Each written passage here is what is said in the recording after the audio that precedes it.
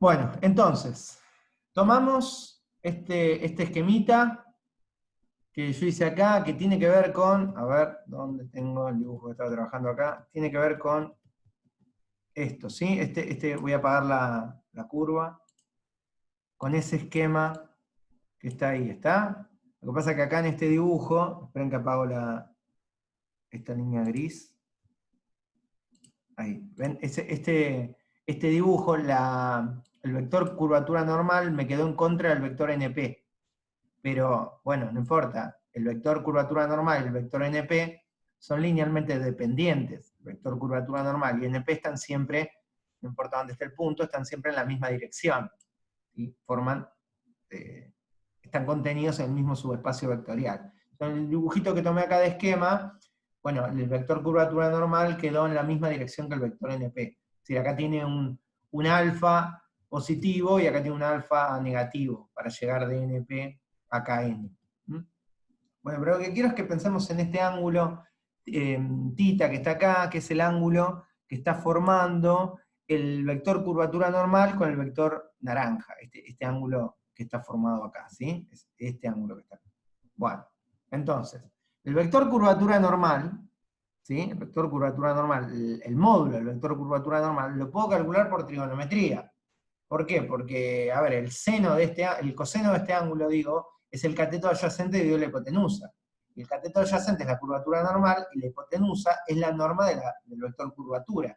Y la norma del vector curvatura es la curvatura, ¿sí? Es el escalar curvatura. Bueno, el coseno de este ángulo lo puedo calcular con el producto escalar entre el vector KS y el vector NP, dividido la norma del vector KS sobre la norma del vector NP. ¿Por qué uso el vector NP y no el vector KN? Bueno, en este caso, que me quedaron como suplementarios, los cosenos serían iguales a signo cambiado, ¿sí? Pero los cosenos serían iguales, ¿sí? Son ángulos suplementarios. O sea, no rompe la teoría. Bueno, ¿por qué estoy usando el vector NP y no el KN para calcular el ángulo? Bueno, porque el vector NP tiene norma 1. Entonces norma de NP que está acá abajo se va. Este es el coseno del ángulo. Entonces puedo sustituir acá arriba todo esto. Me queda que la norma del vector curvatura normal, que es lo que a mí me va a interesar, ¿no? Porque acuérdense que cuando estudiábamos la curvatura y la torsión, no nos interesaban los vectores curvatura y vector torsión. Nos interesan sus intensidades, que son la curvatura y la torsión. Bueno, en este caso a mí no me interesan ni el vector curvatura normal, ni el vector curvatura geodésica. Lo que me interesan es el módulo, que van a ser la curvatura normal y la curvatura geodésica. Entonces sustituyo esto acá arriba, me queda esta expresión que está acá, norma de vector curvatura y norma de vector curvatura se van, y la norma del vector curvatura es el producto escalar entre el vector curvatura y el vector NP. Esto tomamos nota de eso. ¿Qué sabemos del vector curvatura y del vector NP? Lo vemos acá en el dibujo y lo vimos recién cuando yo lo rotaba, que son LD, es decir, uno es un múltiplo escalar del otro. Si yo multiplico el vector NP por un alfa, que en este dibujo es positivo y en el que yo les mostré recién era negativo, puedo obtener el vector curvatura normal.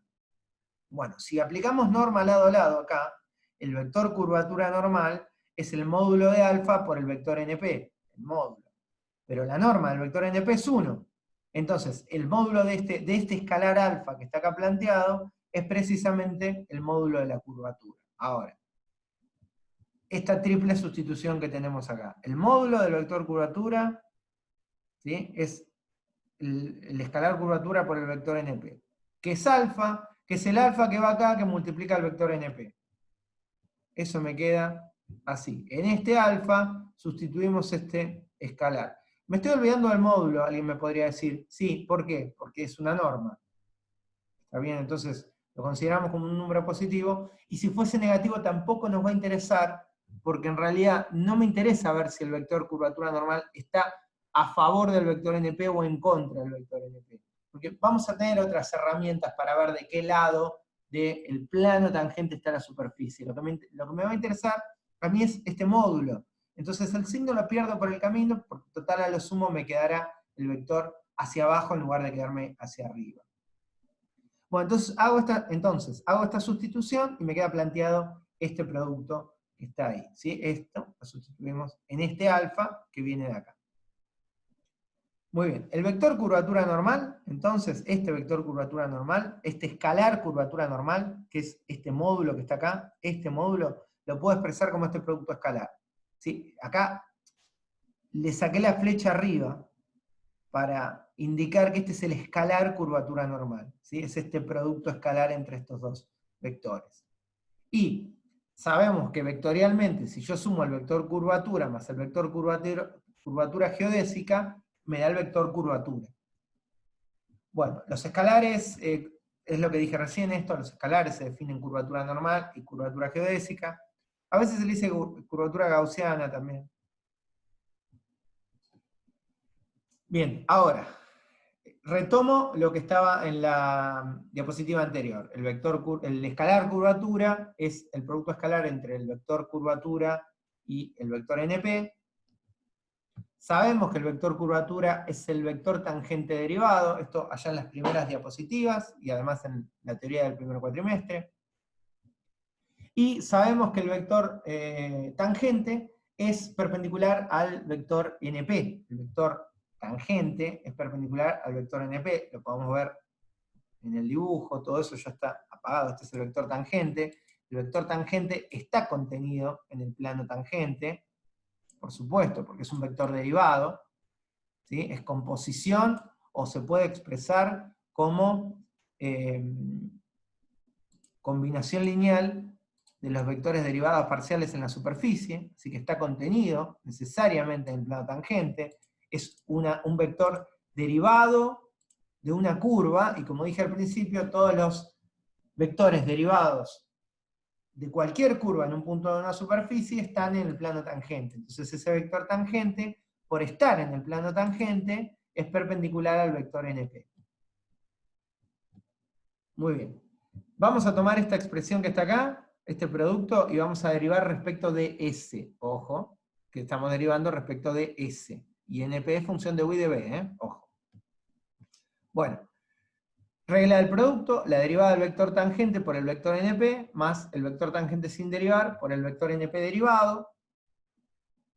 Este producto que está acá, el vector tangente derivado es el vector curvatura, y el vector curvatura por NP da el escalar curvatura normal, así que sustituyo este producto por el escalar curvatura y despejo. Menos el vector tangente por el vector NP derivado respecto de S es lo que me da el escalar curvatura. Bueno, ¿T de S quién es? Porque necesito, digamos, poder calcular esto. T de S es G de S derivado. El vector tangente es la derivada de la parametrización.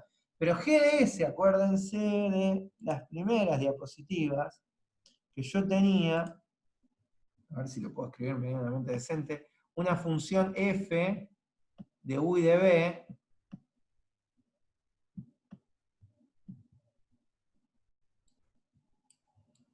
y a u lo hacíamos función de s y a b lo hacíamos función de s, entonces me quedaba una g de s que provenía de componer a f con u de s y a b con b de s.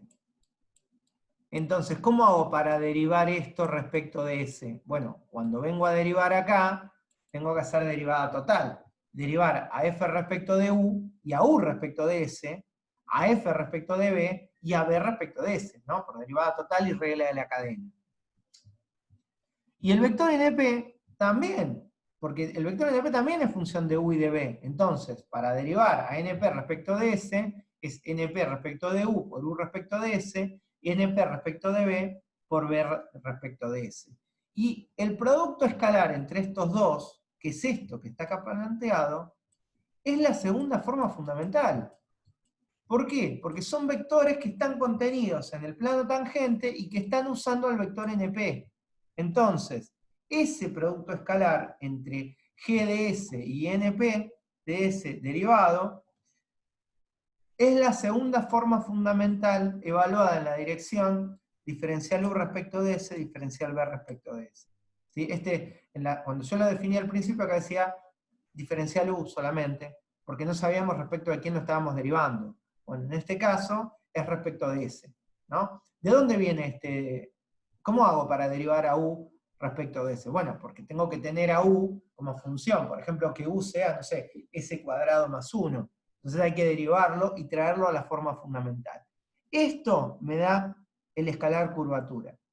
La segunda forma fundamental, evaluada en una dirección, que sea la dirección tangente a alguna curva, me da la curvatura normal, el escalar curvatura normal. Eso es lo que nos tiene que quedar, esto último que está acá abajo. Ahora, ¿qué problema tengo con esto? O sea, esa fórmula que estaba ahí, ¿qué problema me... ¿Qué pasó con esto? ¿Qué problema me trae aparejado eso que estaba escrito? Bueno, que es una fórmula que yo la puedo usar solamente si la parametrización es regular y es natural. Tenía a S como parámetro. ¿Y qué pasa si a mí la parametrización que me dan de la curva no es natural? ¿Qué tengo que hacer? ¿Reparametrizarla por longitud de arco? No sé si ustedes se acuerdan, pero eso contiene una función que hay que integrar y que es una norma, entonces aparecen raíces cuadradas. Es una integral que suele ser muy compleja de resolver. Entonces, me sirve a mí tener una fórmula que no sea para una parametrización natural, sino que sea para una parametrización regular. Bueno, en este caso, en lugar de hacerles el desarrollo, como habíamos hecho en el primer cuatrimestre, directamente la voy a traer a colación la fórmula. La fórmula para la curvatura normal, para un parámetro t de una curva, o en una dirección de un parámetro t de una curva, es la segunda forma fundamental dividido la primera forma fundamental. Eso es lo que nos tiene que quedar. El teorema de Meusnier dice que en un punto de una superficie, todas las curvas que pasen por ese punto y que tengan el mismo vector tangente, o al menos que tengan la misma recta tangente, porque el vector tangente puede cambiar su longitud, ¿sí? Que tengan el mismo vector tangente unitario, tienen la misma curvatura normal. Es decir, si yo tomo una dirección arbitraria, una dirección que du y db sean una dirección arbitraria, por ejemplo, una dirección así. Si yo tengo el vector tangente por estar contenido en el plano tangente, se tiene que poder expresar como combinación lineal de la base del plano tangente, que son las derivadas parciales. Entonces, sin tener en cuenta la curva, si yo tomo una dirección h por f' de u más k por f' en b, es decir, un vector de coordenadas hk en términos de la base intrínseca, la curvatura normal en esa dirección, en la dirección hk, se calcula haciendo el vector, la segunda forma fundamental evaluadas en esos h y k, y la primera forma fundamental evaluada en esos h y k. Esto que está acá arriba en naranja, o lo que es lo mismo decir, lo que está acá abajo, es lo que nosotros vamos a usar para el cálculo de la curvatura normal, dada una superficie determinada, un punto determinado y una curva determinada.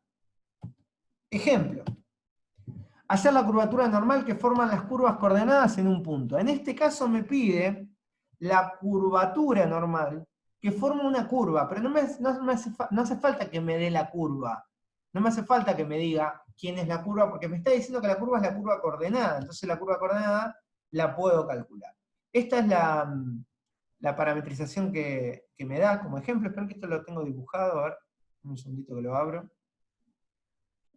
Bueno, esta es la superficie que me plantea el ejercicio. Esto es lo que se conoce como el toro. Esta superficie es bastante recurrente. Se obtiene mediante la revolución de una circunferencia sobre alguno de los ejes coordenados. Entonces, bueno, se obtiene esta superficie. Y tengo un punto P. Ese punto P, como siempre, es móvil. ¿Sí? Lo podemos poner donde querramos sobre la superficie. Y en un punto determinado define dos curvas conocidas, que son las curvas coordenadas, son esas dos.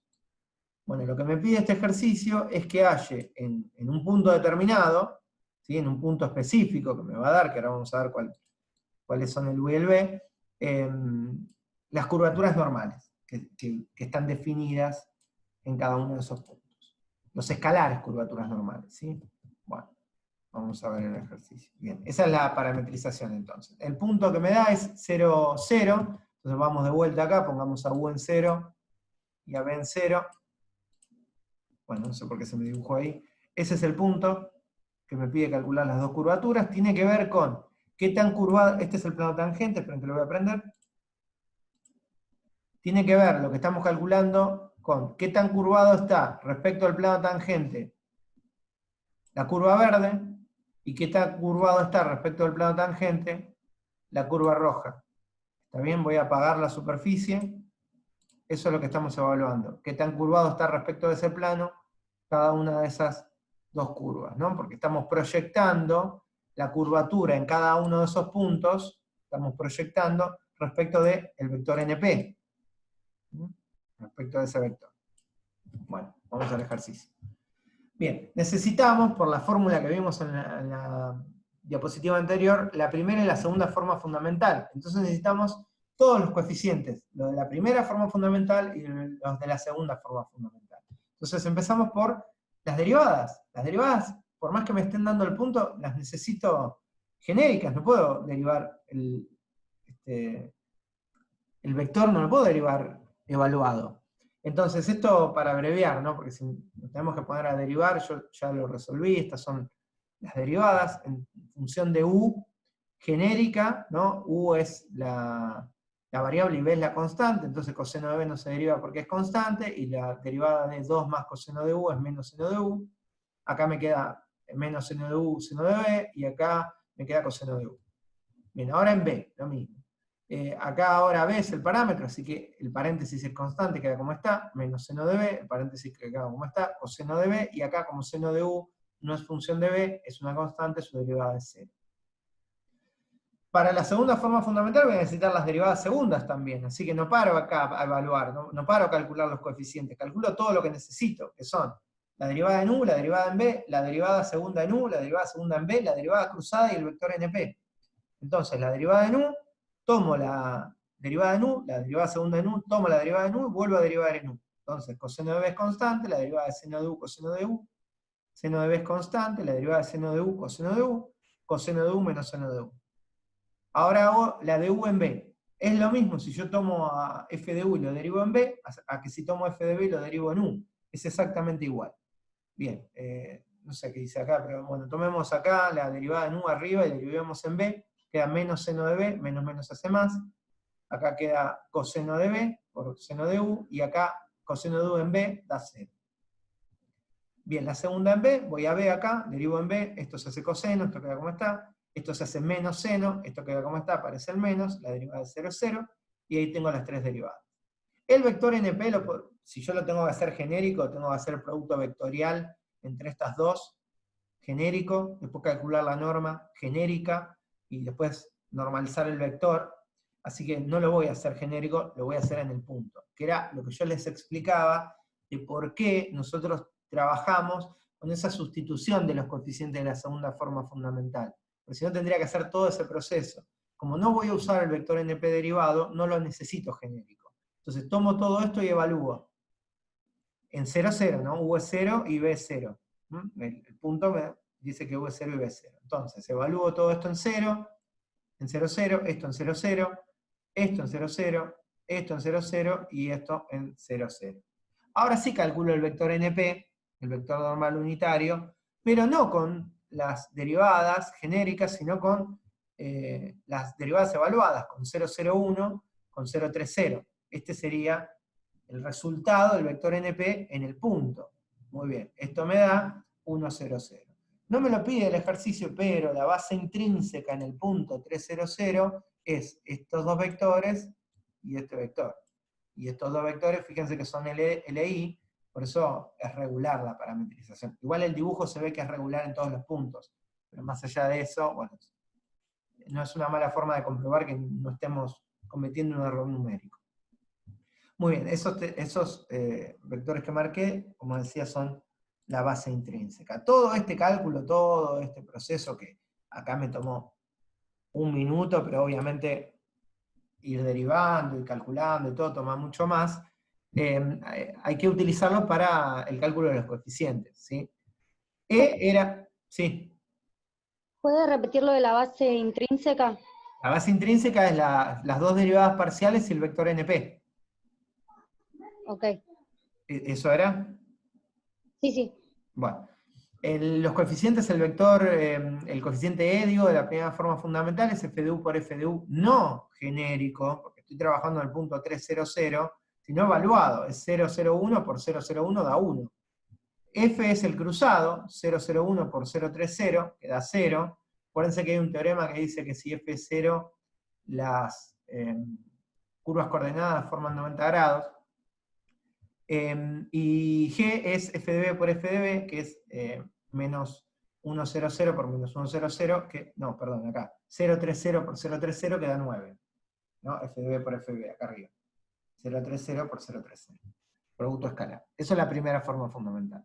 La segunda forma fundamental es f derivada segunda en u, el primer coeficiente L, es menos 100 por NP, que está acá abajo, 100 da menos 1. M es la cruzada, que dio el vector nulo, así que va a dar 0. Y la tercera es la derivada segunda, en B, que es menos 300 por 100, es menos 3.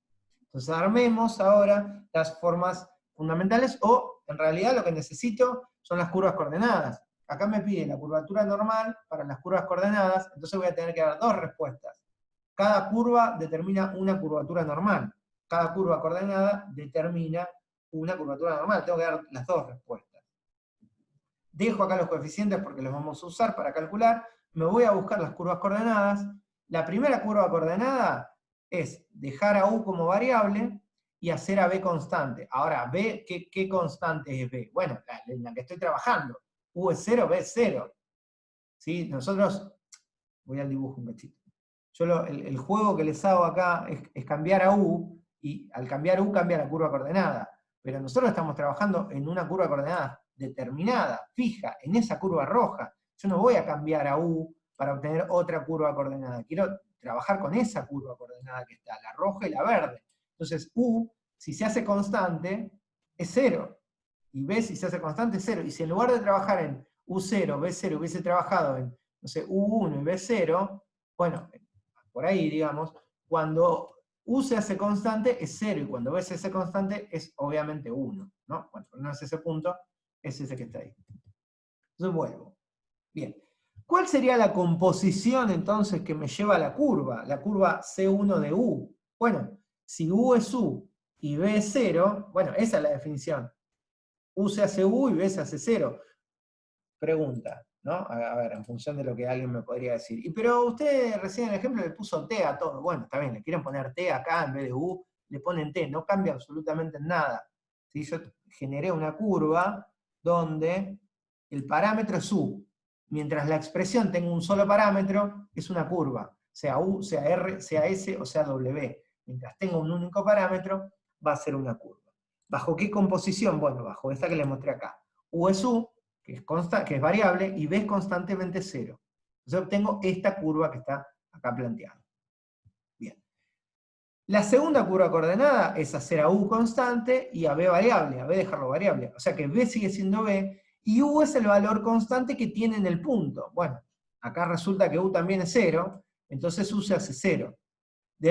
No lo dije, pero entiendo que esto lo saben hacer, ¿no? Esto lo obtuve componiendo acá, en la parametrización. A u le di el valor u, entonces 2 más coseno de u quedó 2 más coseno de u, y a b le di el valor 0. Coseno de 0 es 1 y seno de 0 es 0. Por eso este dio 1 y se fue. Todo este término del medio se hizo 0, por culpa de esta parte que está acá, por eso acá me quedó 0, y seno de u sigue siendo seno de u. Después, para obtener la segunda curva coordenada, compuse con esto.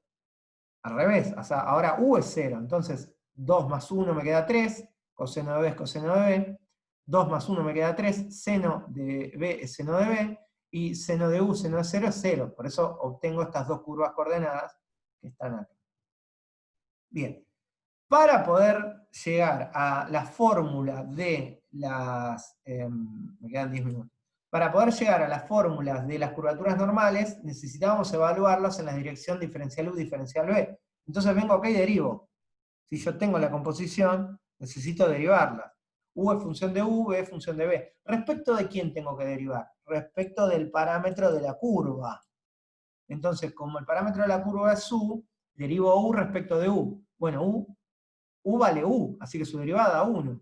Y B vale 0, así que su derivada es 0. Acá tengo cuánto es diferencial U y cuánto es diferencial B. Abajo lo mismo. Tengo que derivar ahora respecto del parámetro de la curva que es B. Entonces U es 0, la derivada de 0 respecto de B es 0. Y B es B, la derivada de B respecto de B es 1.